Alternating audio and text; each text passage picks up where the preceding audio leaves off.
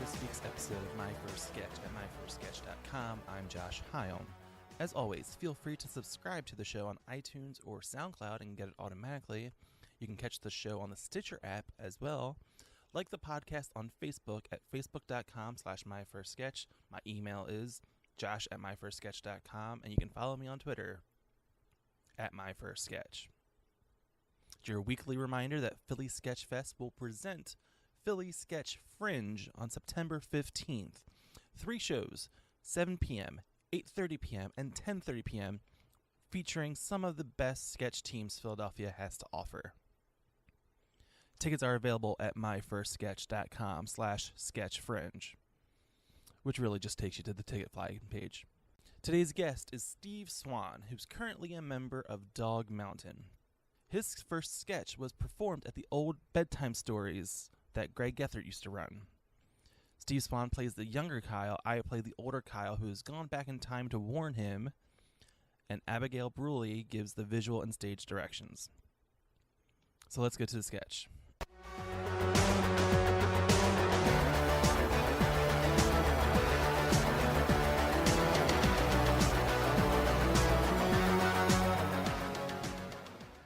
Kyle getting ready for prom in his bedroom.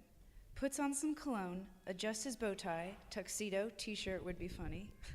Suddenly, a man bursts into the room. Kyle! Who are you? Get out of my room! Kyle, I'm you, but from the future. Prove it. Tell me something that happens in the future. Okay.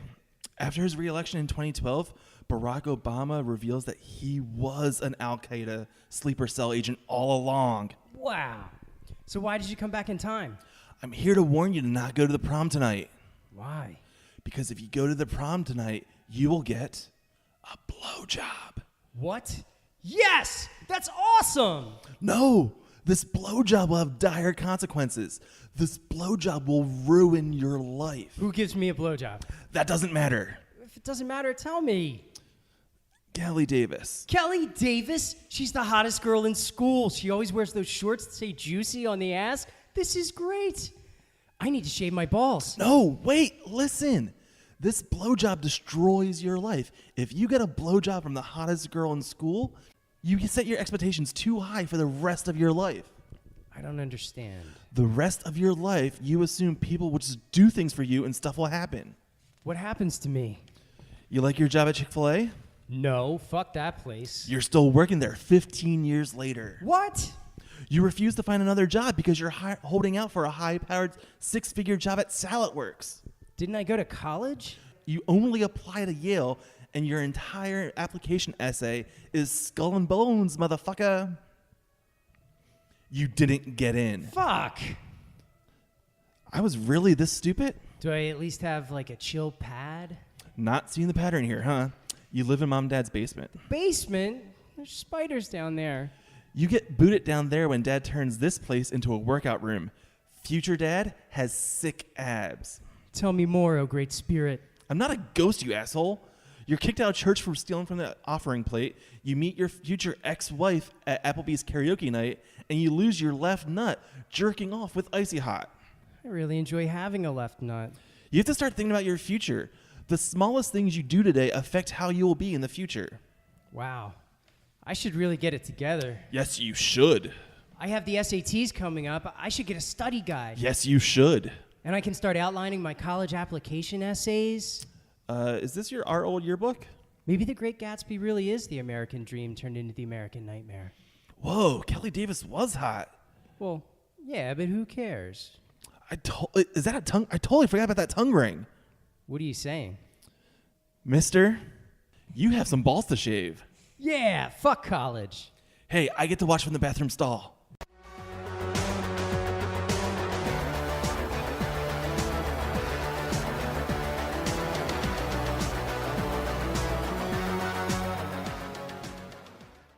Hey everybody, so I messed up the recording a little bit when we did this episode a few months back. I accidentally had the recorder set to use its internal microphone instead of the handheld microphones I normally use. So you're going to hear a little bit more of the ambient noise in the room. And I'm a bit quieter than Steve because the microphones were pointed more in his direction. Sorry about that. Now that I know that that's a possibility, it won't ever happen again. But here is my chat with Steve. It's a good one. All right, hey Steve. Hey, how's it going? All right, so where did this idea come from? Oh boy. Well, so the sketch was for a show called Bedtime Stories. Greg If you're Gethard's familiar, old show. Greg Gethard's old show turned into theme show Was this eventually. at Connie's or? This was at Connie's Rick Rack. So the first time I met Greg, which wasn't the question you asked at all, Let's go for it. our wives were friends, and I had wanted to do comedy forever, and I had done random stand-up open mics and never really got traction because I get way too discouraged, Okay, and sure. stand-up is really, really hard. Yes, it is. I've made progress since then. So I've always loved sketch comedy, always wanted to do sketch comedy, but graduated college, got a job and stuff, and my wife was working. One of her coworkers was Alana, Greg Gethard's wife, and she said, Teachers? yes, Yeah. teachers, yep. So she said, Alana's husband does a comedy show in Philly, and she told me about it and wanted to introduce us. And I saw his last name was spelled like Get Hard, Yeah. and thought it was like a character name, and I'm like, oh shit, this is gonna be awful. Like he's gonna be some like redneck blue collar comedy guy, and I'm like, oh no. But then I went and watched them when they were at the Shubin, and it was awesome. It was like everything I ever wanted to The do, exact and I saw opposite of what you had basically Yeah. anticipated. Yes, yeah. Greg was really funny, and he had Meg and Rob on, and Secret Pants, and like all these people I would come to befriend later. So you had mentioned doing, like, where were you doing stand-up or, tempting? Like, is there any like specific spots that are still? I had done the Helium open mic. Okay. I had done, and I actually, like, the first time I ever did stand-up, it was probably the worst thing that could happen. It was a great success because Right. I wrote a sketch. I wrote a one-person sketch and went up and did a character, and it went great. So then the next time I went up, I was like, psh, this is easy. I can do this. And just died a horrible death. I forget which open mics were going at the time. I know there was a couple there was a bar on South Street, I forget the name, that had an open mic. But I dabbled, but, But so meeting Greg through your wife. Yeah, so the theme of the show, each Bedtime Stories had a theme, and later became a theme show, brilliant, was prom night. Okay. So I was like, okay, I'm going to try to write a sketch about prom. And so I wrote something and then went over to Greg and Alana's place. And the first thing Greg did was, because he had been doing sketch comedy, and this was like my first time actually like writing a sketch to go perform with someone, he's like, oh, this is really funny. So we're going to cut 3 pages out of it, because it was originally about 6-7 pages long. Okay. And he's like, yeah, this first page has some good jokes on it. You don't need any of this. That has nothing to do with the sketch. It was like all the classic stuff, Yeah. You learn when you're first writing sketches.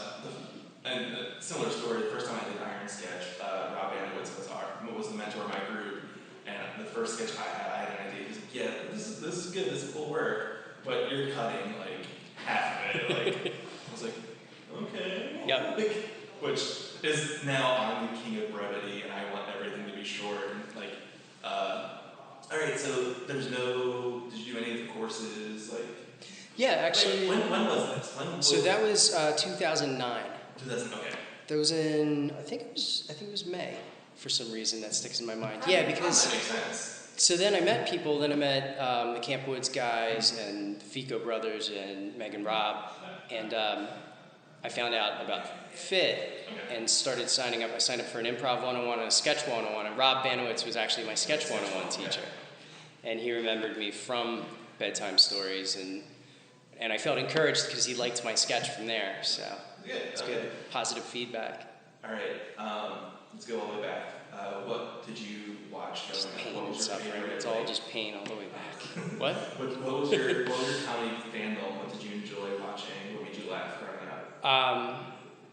Like Comedy Central, reruns of old sketch shows like Monty Python and Kids in the Hall and old Saturday Night Lives. Like, I ate those up. I would record them off the TV and just watch them over and over and over.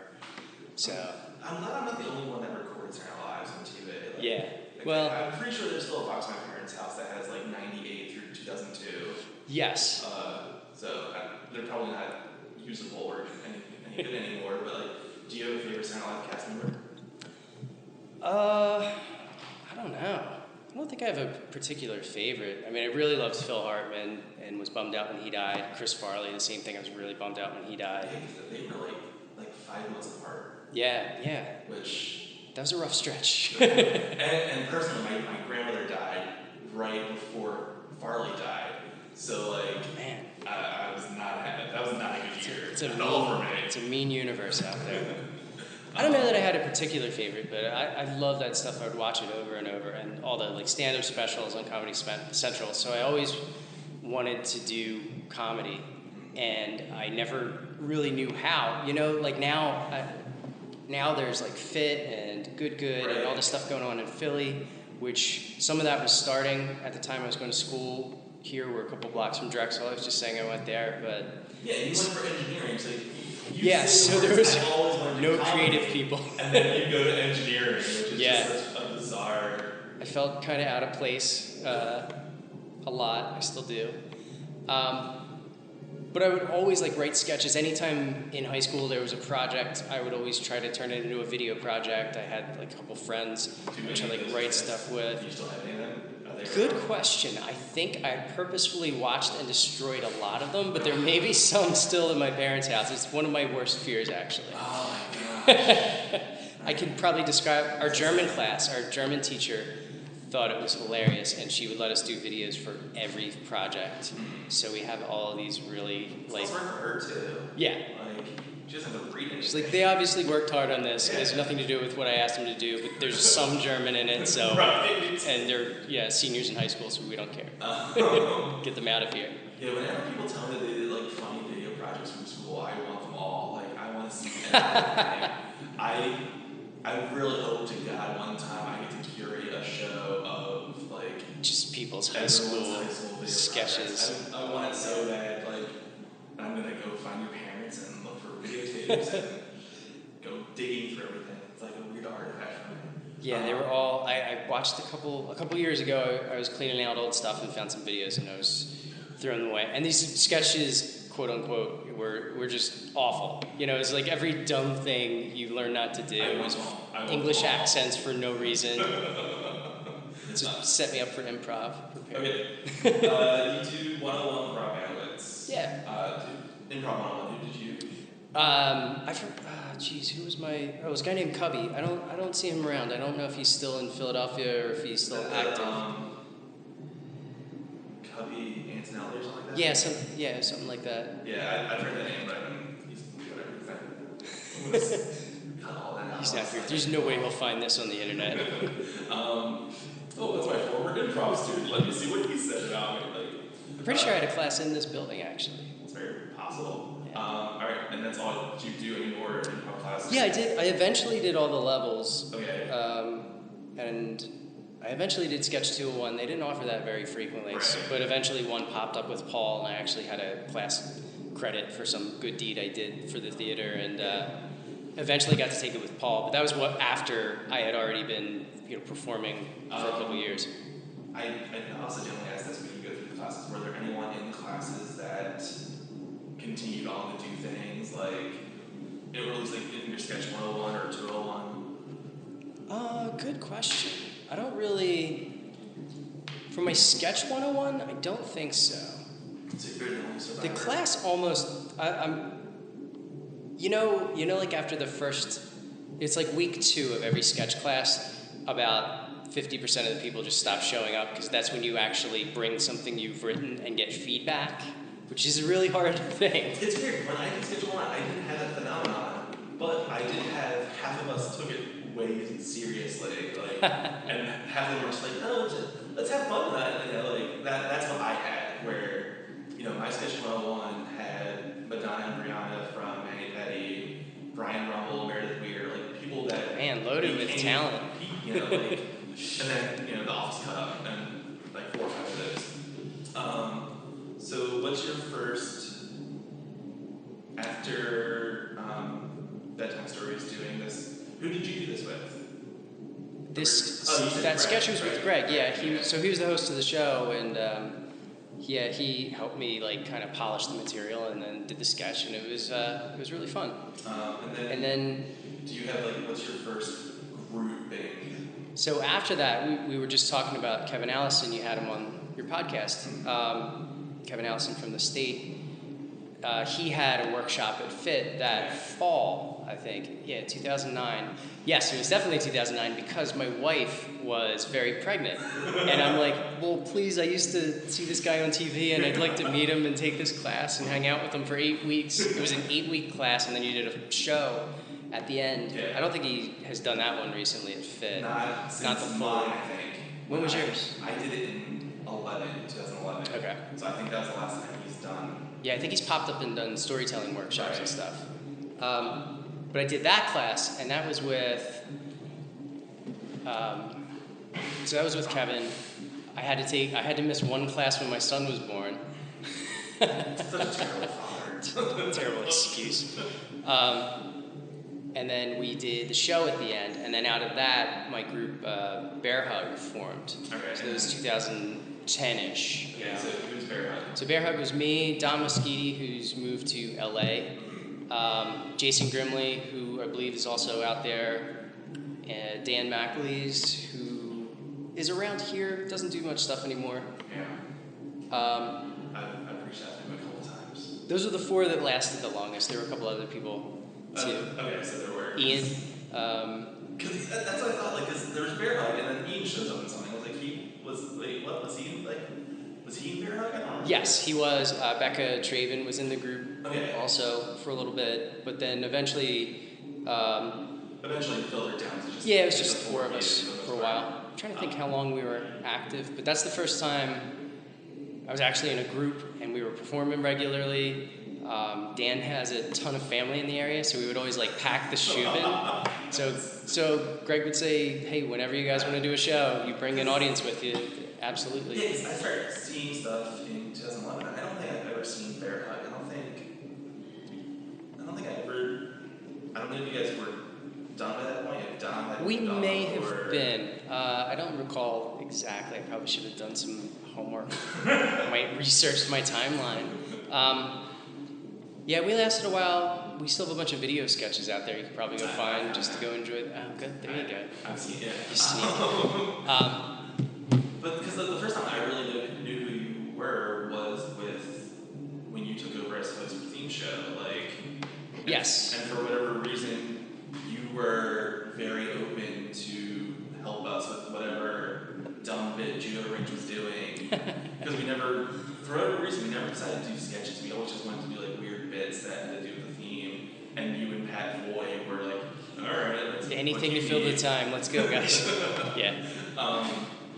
Now that was a big challenge too, like having challenging groups to write something brand new and have it polished and ready to go like every month, Yeah, we eventually took over Theme Show. That's funny how it came like full circle. So Greg handed it off to Rob Banowitz, who took it back to the Shubin and changed the name from Bedtime Stories to Theme Show. And then when Rob, you just get burnt out hosting a show. Sure. It's like throwing a party. It's fun to go to a party. It's not fun to have a party. Because you never remember the work behind it. You have to set up a running party around, before cleaning up, everyone's there. putting out fires. It's It all sounds awful. it's a lot of work. But he handed it off to Pat Foy and I, who was in Camp Woods, because we had a Twitter feud going, and Rob found it funny and thought we would be good on stage together. I didn't know that. Yeah. With a Twitter feud, it wasn't like a real No, it was entirely us just a purposefully saying awful things to each other. Yeah, it was fun. I didn't know that part. Because the other part that I remember you from is Uber Phallus from Promania. The ill-fated.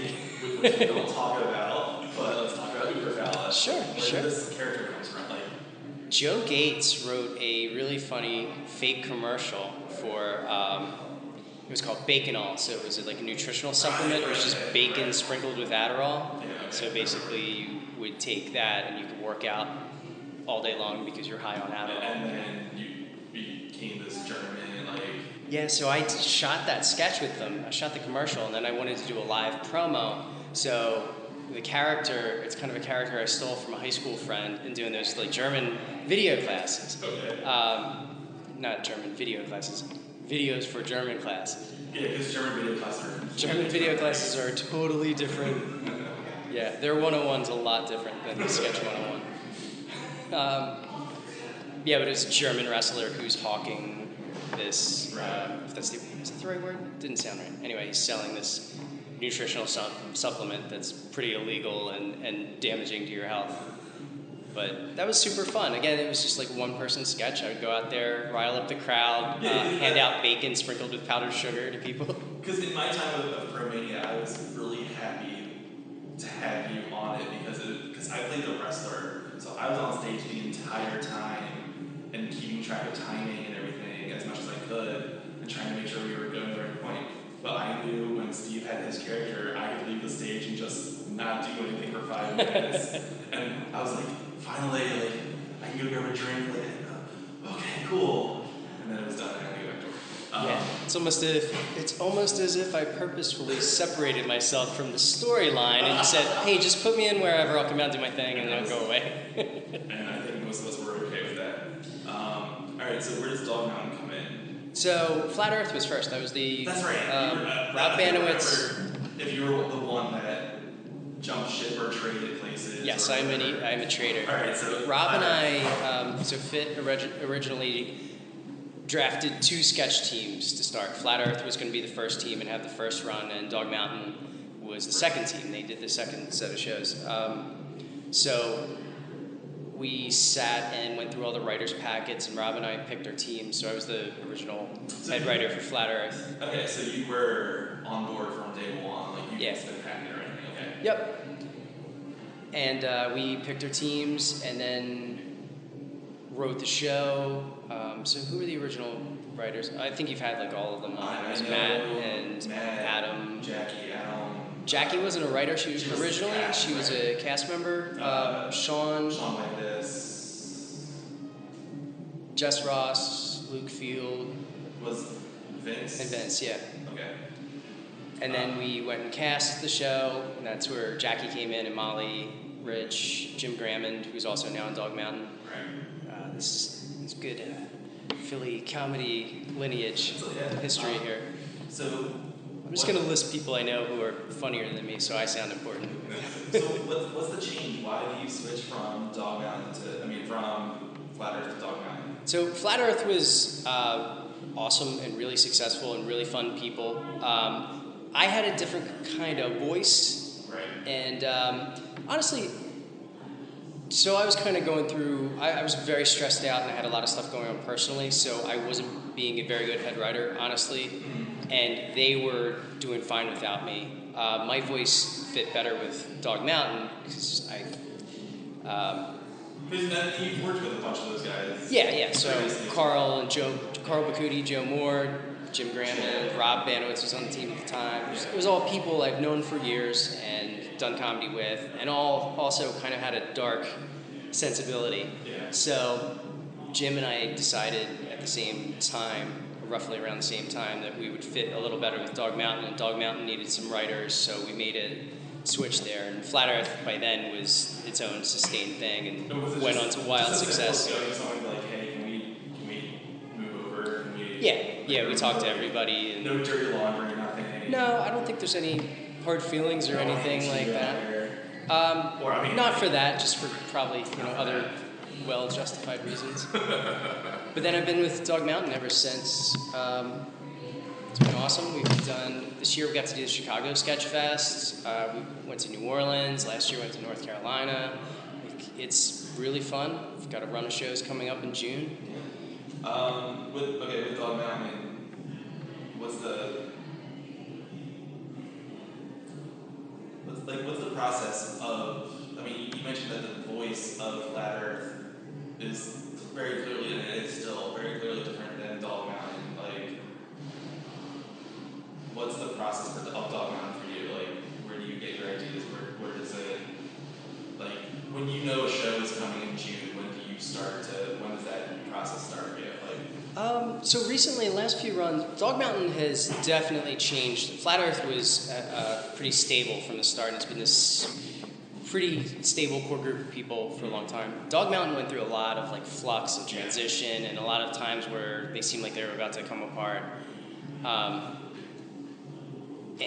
Just in the last few years, we've kind of like stabilized and really all like committed to. Not that people weren't committed before, but committed to like meeting every week, trying to meet every week, even if we didn't have anything, and just pitch some ideas or crack jokes or write stuff down. Like, and I mean, this might be jerky of me to bring up, but I think that this run of January to I think you guys did March and you're doing June. I think it's like the same cast has done these 3 shows in a row, and I think that's like the first time in a while. Yeah, I think it's. You've had people dipping in and out. Yeah, we've had a lot of people move to New York and LA or wherever and do other things. So it's like constantly taking on water and like having to find new people and stuff. But we've been pretty stable now for. You always like there's always one. There's always a person. I think Julia's like the last edition, and she's been with you guys for. Yeah, she's been with us for a while now. Yeah. So that's been cool, and we've definitely gained traction just from having that stability. Yeah. So back to your original question. Right.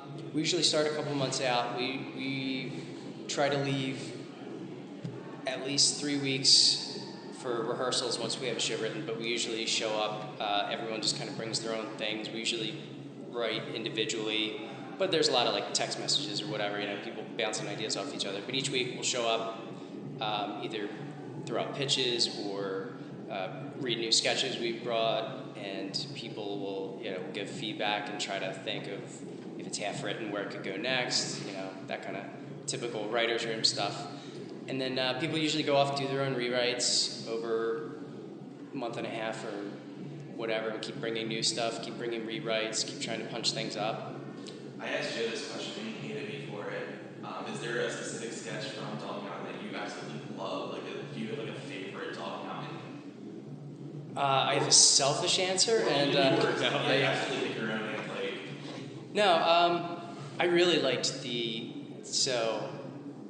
This isn't a selfish answer of one of my own sketches, but I forget who. I think Rob or maybe Joe wrote it. Rob and Joe were in it. So this is probably a year or 2 ago. I forget exactly when Rob moved. The TJ Maxx sketch, where it's Rob and Joe sitting on stage, and they're 2 like husbands along on a TJ Maxx trip, and they're sitting there with their bags, kind of bored, and the music's playing, and they're both really into the TJ Maxx like store music soundtrack. Okay. I forget what song it was. I can't believe I forget what song it was. And they just get like super into it. Eventually, get up and just do this like choreographed dance together. This like beautiful dance where they're like spinning each other and like jumping into each other's arms and stuff. It's just so absurd, and it's funny because it's like very physical. Yeah, there's an aspect of Dog Mountain that I think Dog Mountain's more physical than the other FIT house teams, I feel. Possibly. Like, I might be making that up, and I might only be thinking of certain sketches. That one stands out in my mind because, like, a lot of times we have to be purposefully physical. We'll have a lot of sketches where we're just like, all right, it's a lot of talking, something's got to happen, and we'll have to go back and, like, tear into a sketch and figure out where someone can actually be moving or doing something instead of. I write a lot. I struggle with that all the time. Where I'll just 2 people sitting and talking. Yeah. But at that one, I love that sketch because it wasn't that at all. It was 2 guys. They actually got. Who choreographed it? They actually went and like got a dancer. Got choreographed and yeah, it was beautiful. It was awesome. Because like, and I say that being physical because I think of last year you had the art thief sketch. Yes. Joe Moore's playing with lasers and like. Yeah. Which is just silliness, but it's so fun and just like Joe Moore not saying anything. Yeah, and just I love sketches like that. Yeah. That was one of my favorite Flat Earth sketches. It was from the very first run. It was the sex telegraph sketch, where we were writing that, where that idea was out there, and we're like, what if there's no words at all? Do you remember that one? It was. I don't think I ever saw it live. It was a telegraph on one side of the stage, Molly on one side of the stage, and I think Adam or Rich or. There's like video of it now. Like they shot it, like, and I've seen that.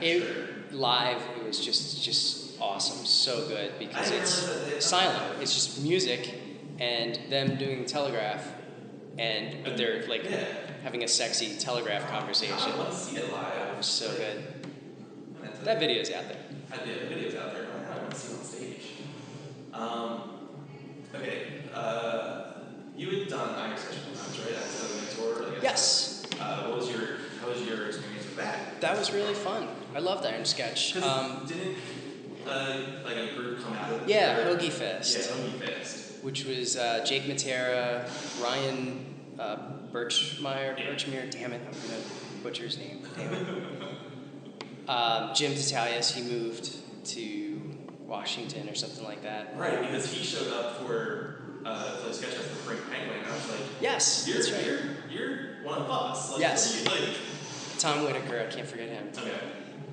Again, they spun off and did some shows after that, did a few runs of shows, did some Black Friday, I think 2 Black Friday comedy marathons, and that was really fun, being able to let them write a show, give notes, and then get to be in it. So I didn't have to actually do any of the hard work. Do you relish like that opportunity to be a director, to be the mentor of?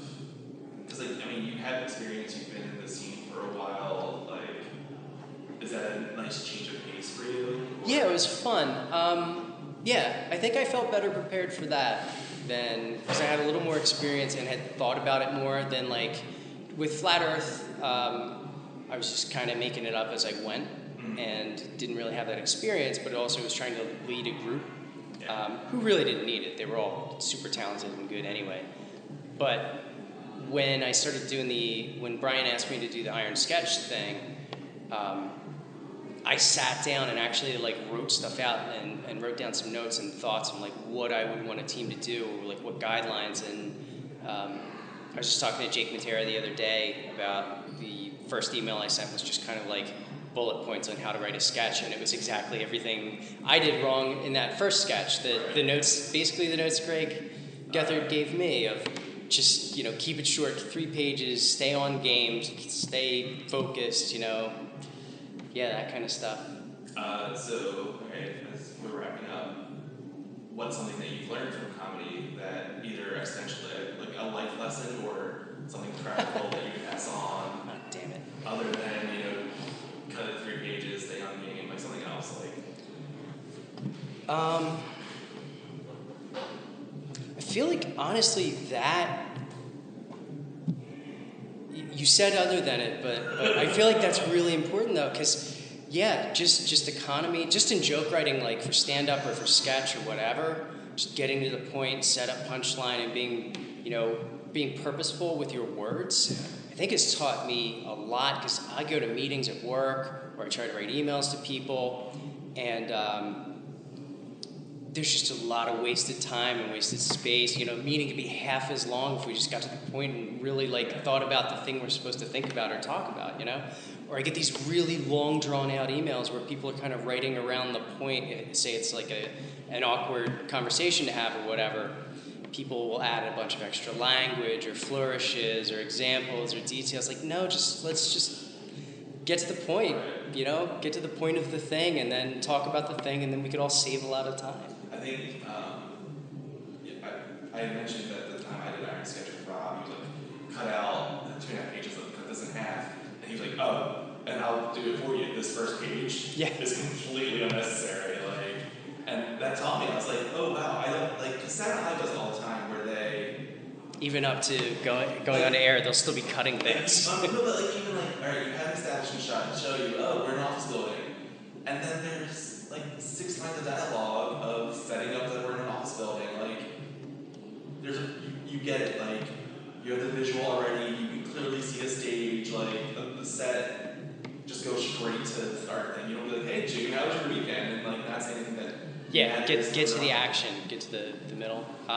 One other thing, if I could throw in, I would say comedy's helped me try to focus more on process instead of result, because I'm someone who's very much struggled my whole life with worrying about what people think, or worrying about like how something's going to pay off or the outcome, and battling that like anxiety and letting that turn me off to doing a lot of things. Right. Just sitting down and writing every day. In 5 days, I will have written every single day for an entire year. Wait. Oh, like, wait, hold on. Say that again? So in 5 days, I'll have written for 365 days in a row, for an entire year, every single day. Written something, jokes or sketches or a short screenplay group or stories, articles, something. Holy crap. So, June 1st, or... May something. May 27th, 28th. Saturday, yeah. Which doesn't matter because this is going to go up in 2 weeks.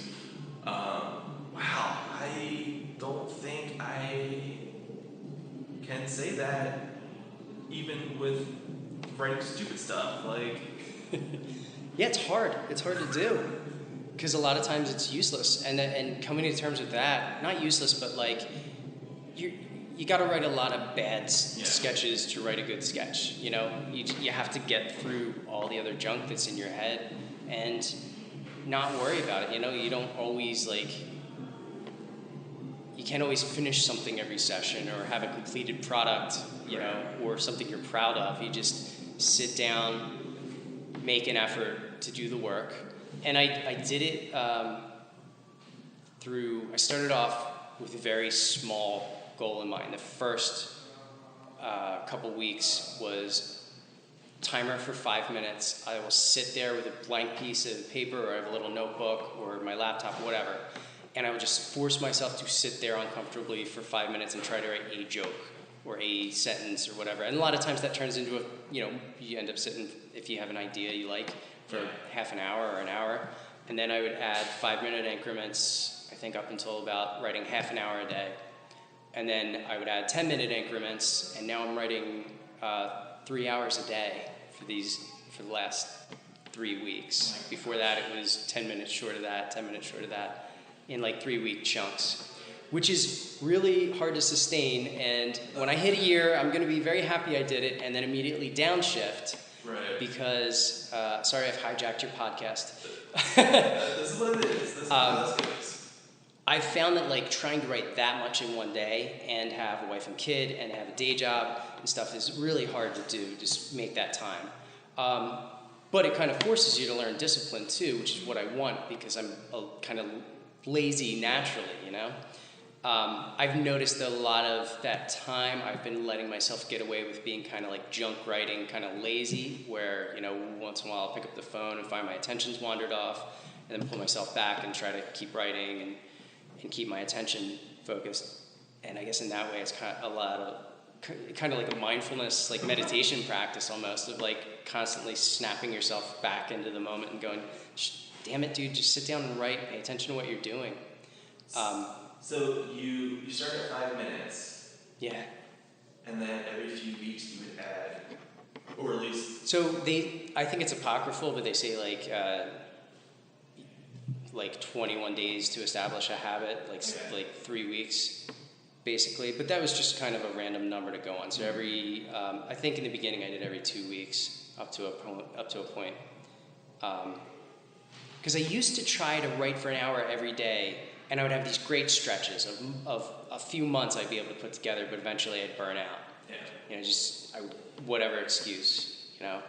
Because I have the bad habit of saying I'm writing and just having a blank document, like, and not actually, like, doing the physical activity of typing. Just knowing that you're committing to the effort of, like, sitting there, even if you end up with a blank page, if you sit there for 30 minutes staring at a blank page, it is the worst, most awkward feeling. You're squirming in the seat, but just hanging in there and going through that is worth it in itself, even if you don't type a single word.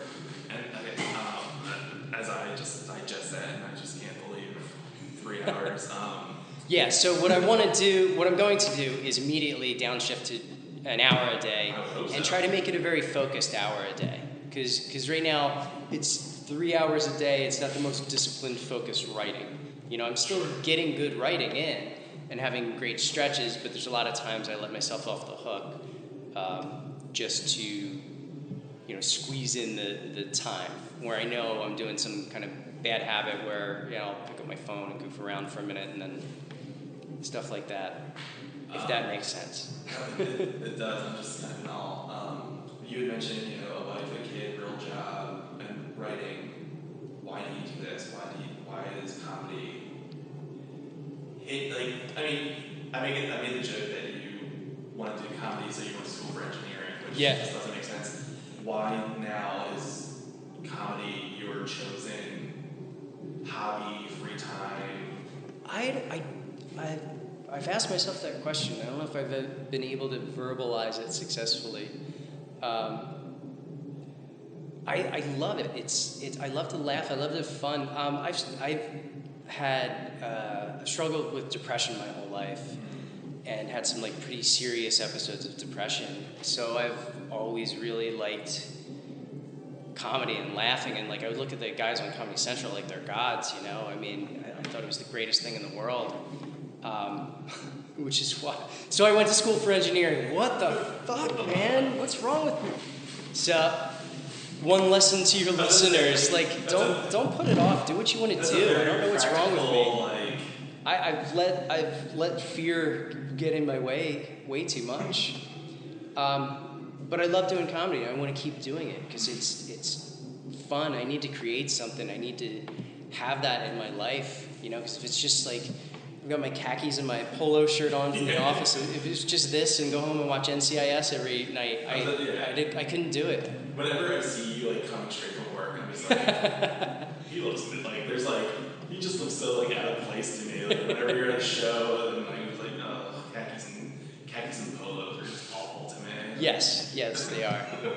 I always, I feel out of place at work. I feel like they're gonna any moment I'll turn a corner and they'll all be there like, we've known this whole time. You don't belong here. Alright, did I miss anything? Did I miss anything in your timeline? Bear hug, theme show, like Uber fouls, ladder dog line, I don't really get anything. No, I did some improv in there too. That's not what this is about. Had a nice run with the house team there. That was a lot of fun. You were on the house team. Yeah, Mayor Karen for 2 or 3 years. I forget how long I was. They were the longest running, may still be the longest running improv house team, I think, 4 or 5 years. Turnover in the improv ranks. There's not that much turnover in the sketch. But anyway, I think that's my history. And now we're done. Thanks, Steve. Hey, thank you, Josh.